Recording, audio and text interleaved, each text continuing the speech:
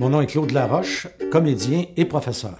Alors moi, personnellement, je trouve ça scandaleux que nos gouvernements actuels, que ce soit au provincial, le gouvernement de M. Charest ou à Ottawa, s'acharnent à démanteler tous les acquis de la Révolution qu'on a appelée la Révolution tranquille et qui est à la naissance du Québec moderne. Cette Révolution tranquille a amené l'accessibilité à l'école à tous les gens, ce qui n'était pas le cas. Moi, quand j'étais jeune, ça coûtait extrêmement cher d'aller à l'école et ça a permis à mes propres enfants d'avoir accès à l'éducation. Je suis convaincu qu'actuellement, dans le cabinet du premier ministre, il y a beaucoup de ministres, il y a beaucoup de députés aussi libéraux qui ont bénéficié de cette accessibilité à l'éducation et puis maintenant, du haut de leur job, sont en train de démanteler ce dont ils ont amplement profité eux-mêmes.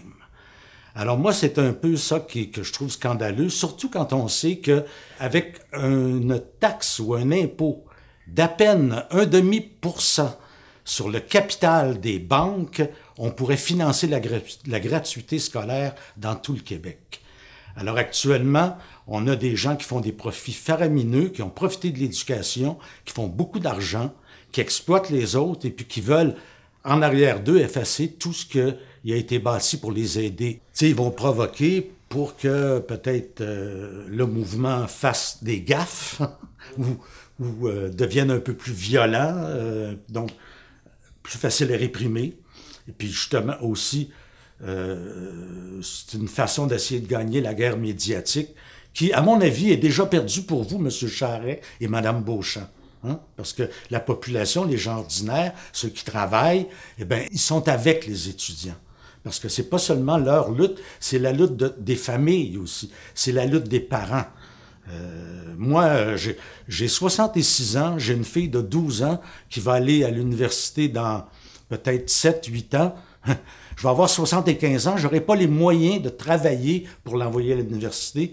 Il va falloir qu'elle se débrouille elle-même. Non, moi je pense que c'est le rôle de toute la société de la soutenir et de l'aider.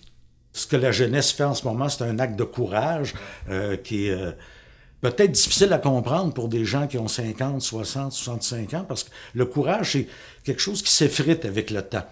Ouais. Et puis on peut le voir là, avec l'attitude de nos dirigeants en ce moment.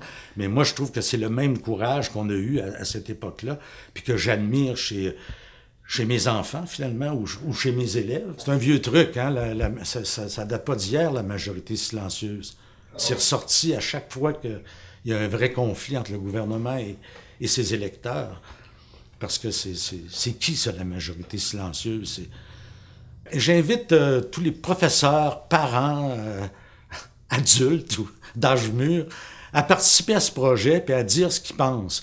Pour que justement la majorité silencieuse, dont parle abondamment la ministre Beauchamp, ben qu'on lui montre qu'elle n'est pas si silencieuse que ça. La tendance est peut-être de se taire chez les parents, mais c'est justement pour laisser la parole aux jeunes, parce que c'est d'eux dont il s'agit, puis c'est eux qui sont en train de faire l'action.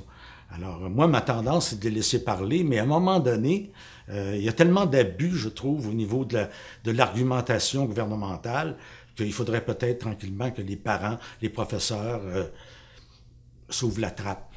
Alors voilà pourquoi je porte le carré rouge. Et vous?